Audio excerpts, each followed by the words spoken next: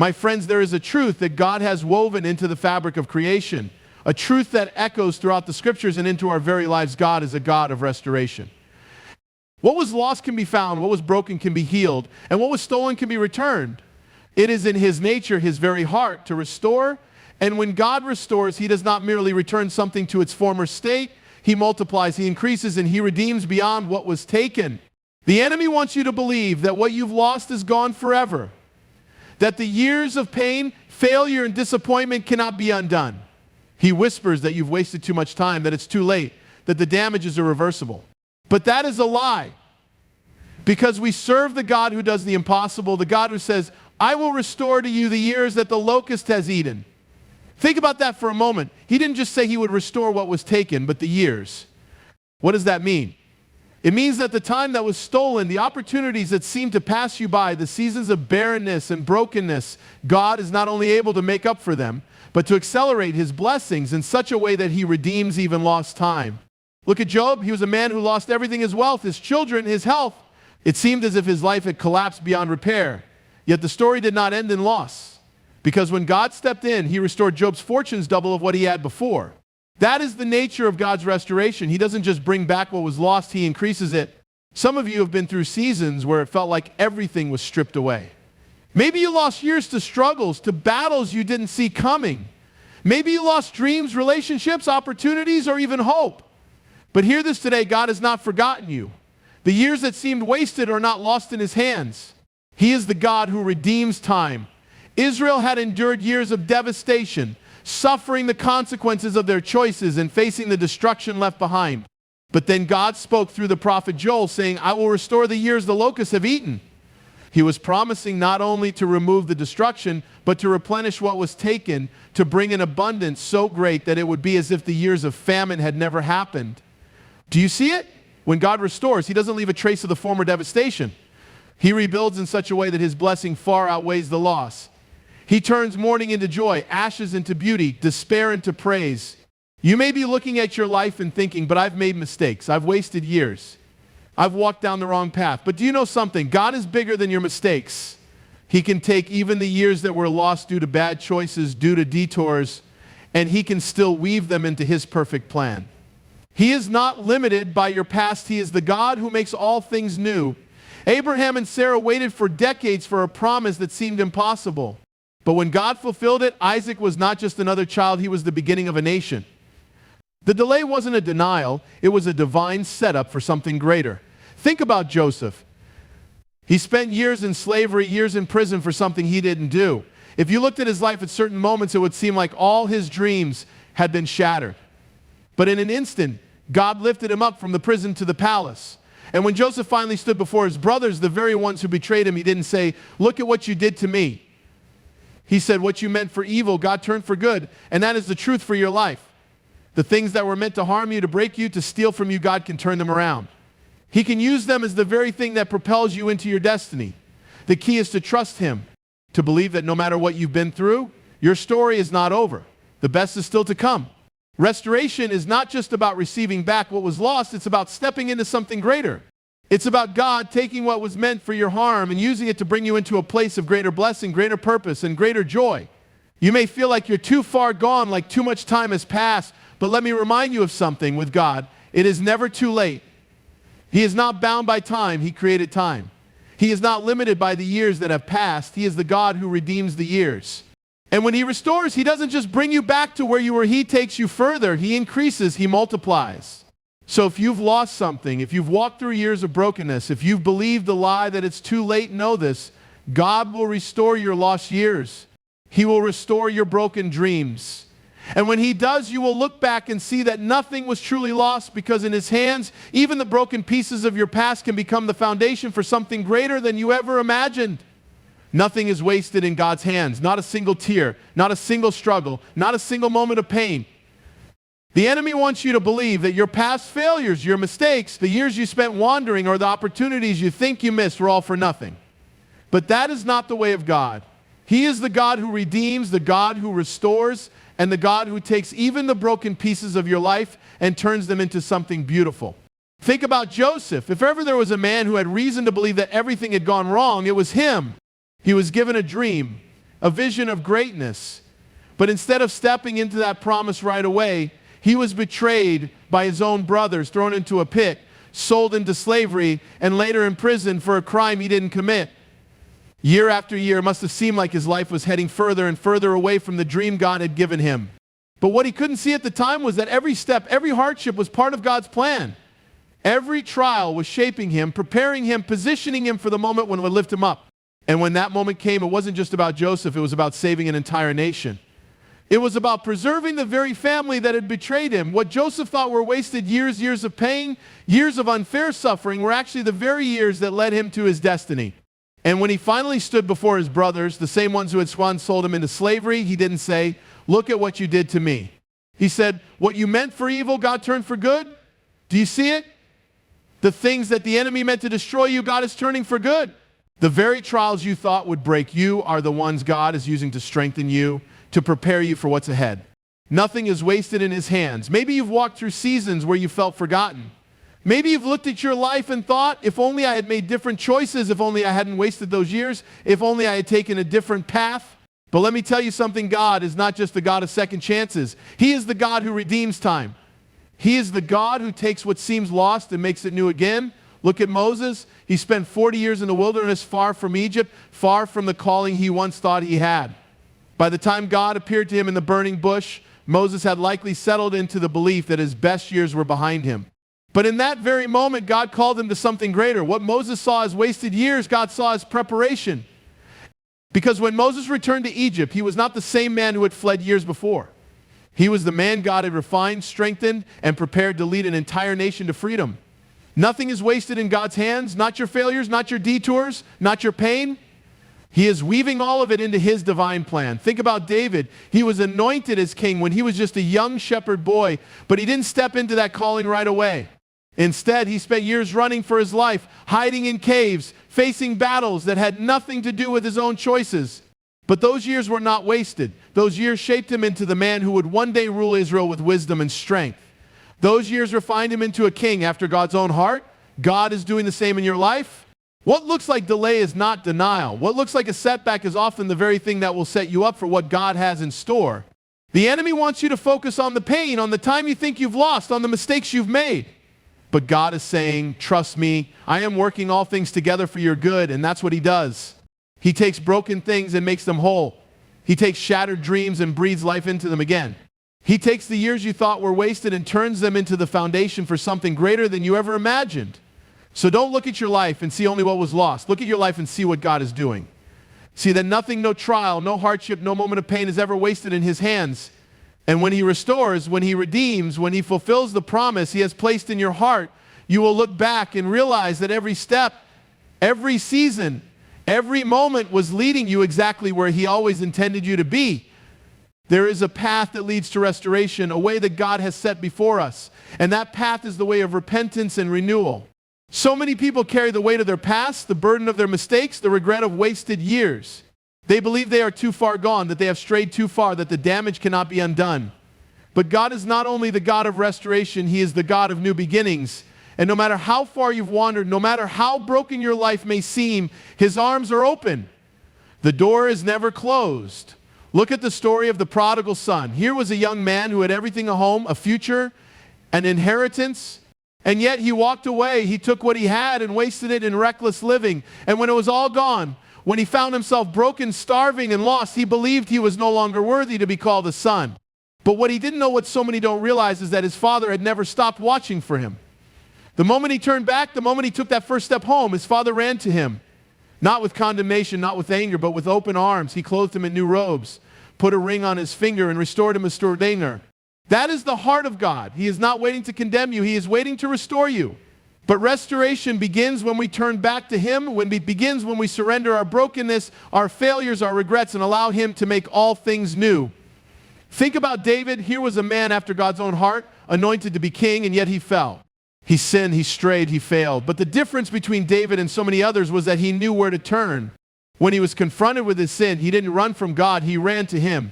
He fell on his face and cried out, "Create in me a clean heart, O God, and renew a right spirit within me." And because of that, God restored him. There is no sin, no failure, no mistake too great for God's mercy. But we have to come to him. We have to lay down our pride, our excuses, our fears, and surrender.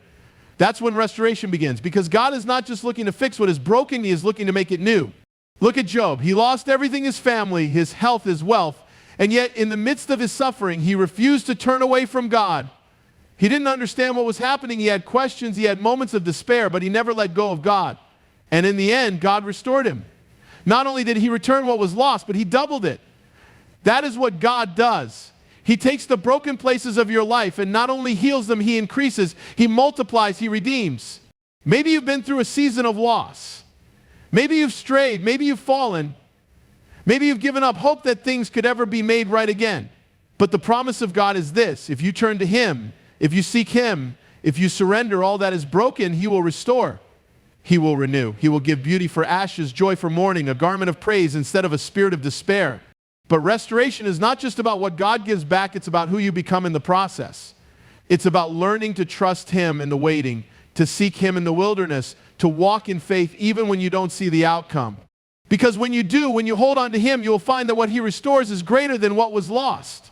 So don't believe the lie that it's too late. Don't believe the whisper that tells you you've gone too far. Because the moment you turn back, the moment you lift your eyes to him, the moment you say, Lord, here I am, take my life and make it new, that is the moment restoration begins. And what God restores, no man can take away. There are dreams that have been buried, visions that once burned in your heart, but seem to have faded with time. There are hopes you once held on to, promises you believed in, but somewhere along the way they were shattered. Maybe life didn't turn out the way you thought it would. Maybe disappointments came, obstacles arose, or circumstances beyond your control seemed to strip away what God had placed in your heart. But hear this today, the dream is not dead. The vision is not forgotten. What God has spoken, he will fulfill. What he has placed in your heart, he has not abandoned. And even if it seems impossible, even if it feels like too much time has passed, God is the one who revives broken dreams.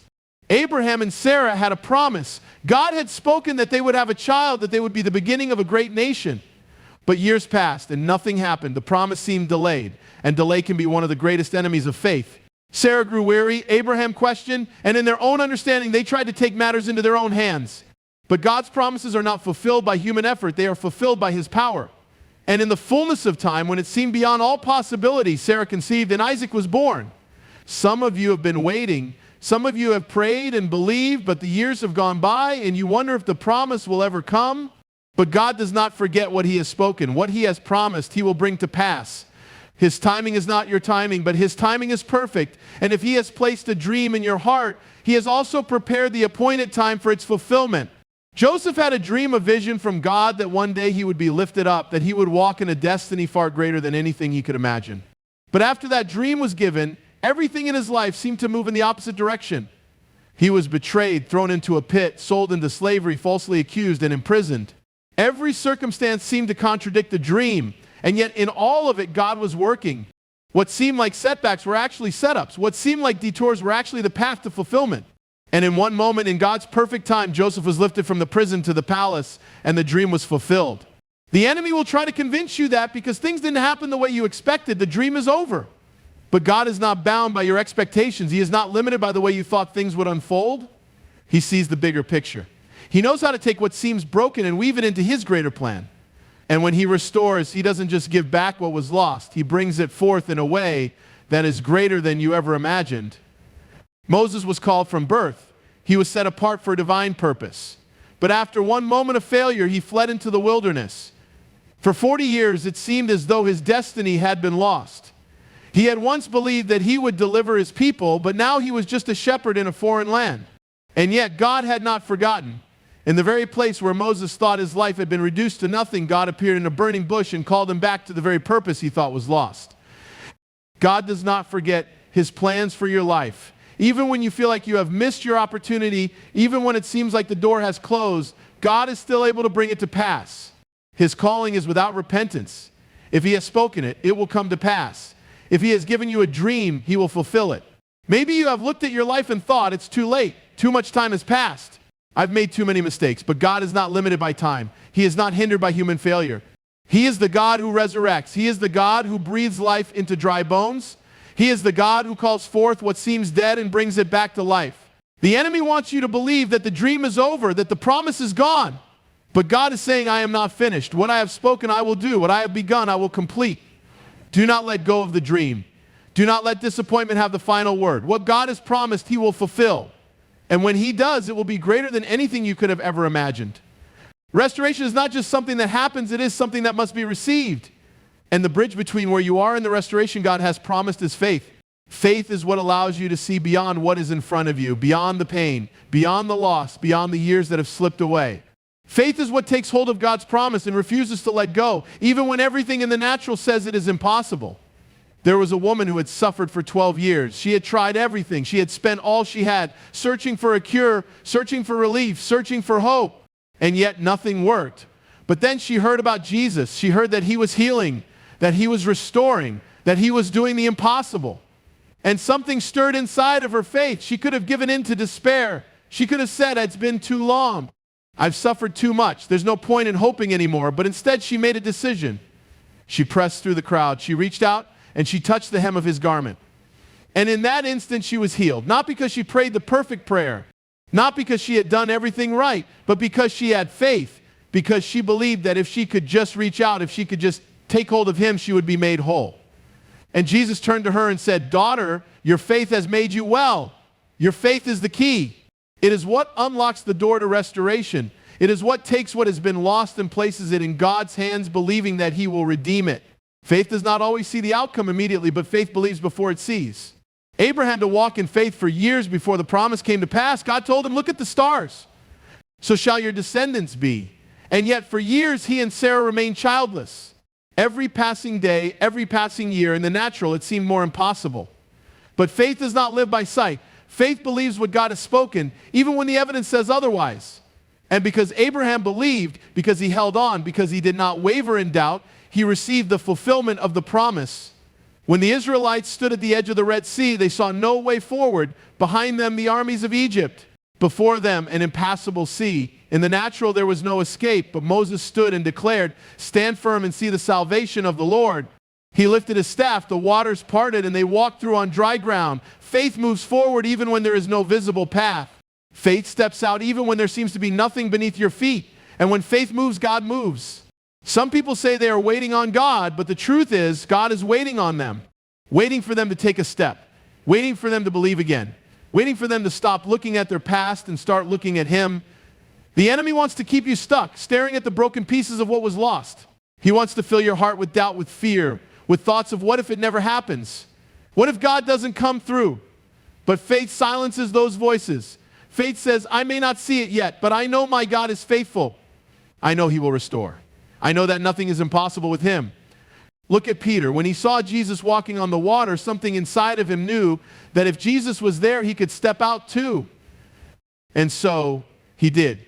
He walked on water. But the moment he took his eyes off Jesus, the moment he focused on the waves, the moment he let fear creep in, he began to sink. And that is how it works. As long as you keep your eyes on Jesus, as long as you hold on to faith, you will walk above the storm. But the moment you focus on the problem, the moment you let fear take over, you start sinking. Faith is not about ignoring reality. It is about believing in a greater reality. It is about knowing that no matter what has been lost, no matter how much time has passed, no matter how impossible it seems, God is still in control. And he is still the God of restoration. So take the step, reach out, believe again. Because your faith is the bridge. And when you walk in faith, restoration is not just a possibility, it is a certainty. Restoration is not just about what God gives back, it is about stepping into the fullness of what he has prepared for you. Too many people receive a touch from God, a promise of renewal, but they never walk in it. They stay bound by the past, trapped by old mindsets, living as though they are still in the place of loss, even after God has set them free. But when God restores, he doesn't just bring you back to where you were, he takes you beyond it. He calls you to step into a new season, to walk in the victory he has given, to live in the reality of his promises. And my friends, the Israelites were delivered from Egypt. They were no longer slaves. They had been set free, but they still thought like slaves. They still feared, they still doubted, they still longed for what was behind them. And because of that, an entire generation wandered in the wilderness instead of stepping into the promised land. They were restored, but they never fully received their restoration. They never took hold of what God had given them. And there are so many who live that same way today. God opens the door, but they hesitate to walk through it. He sets them free, but they keep looking back. He offers them a new beginning, but they hold on to the past. But restoration requires action. It requires stepping forward. When Jesus healed the lame man by the pool of Bethesda, he told him, rise, take up your mat, and walk. He didn't just heal him and leave him lying there. He told him to move, to walk in his healing, to step into his restoration. Because restoration is not just about what God does, it's about what you do with it. Look at Ruth. She lost everything, her husband, her home, her future. But she refused to stay in the place of loss. She could have stayed in Moab, grieving over what was gone. She could have believed that her best days were behind her. But instead, she stepped out. She chose to follow Naomi. She chose to go to Bethlehem. She chose to walk in faith. And because she did, God restored everything she had lost and more. He didn't just give her back what was taken. He brought her into a new destiny. She became part of the lineage of the Messiah. When God restores, it is never just to bring you back to where you were. It is to bring you into something greater. But you have to step into it. You have to move forward in faith. You have to let go of the things that are behind and take hold of the new thing God is doing. Paul said, forgetting what is behind and reaching forward to what is ahead, I press on toward the goal. He didn't say to keep looking back, to keep dwelling on past failures, past losses, past pain. He said to press on, because that is the only way to walk in restoration. Peter denied Jesus 3 times. He failed in the moment when it mattered most. But when Jesus restored him, he didn't just forgive him, he called him to move forward. He said, feed my sheep. He was saying, Peter, don't stay in the place of failure. Don't let your past define you. Step into the calling I have for you. And Peter did. He stepped forward. He became the rock upon which the church was built. The enemy wants to keep you in the past. He wants to remind you of every mistake, every failure, every lost year. He wants you to believe that even if God restores, you will never truly walk in it. But that is a lie. God does not restore halfway. He does not bring you out of the pit just to leave you wandering in the wilderness. He calls you higher. He calls you forward. He calls you into the fullness of his promise. So do not stay in the place of loss. Do not keep looking back. Do not allow what was to keep you from what is ahead. When God restores, he restores completely. He makes all things new. And if he has set you free, then walk in that freedom. If he has healed you, then walk in that healing. If he has called you, then step into that calling. Because restoration is not just about what God gives, it is about what you do with it. Step forward and walk in the fullness of what he has prepared for you.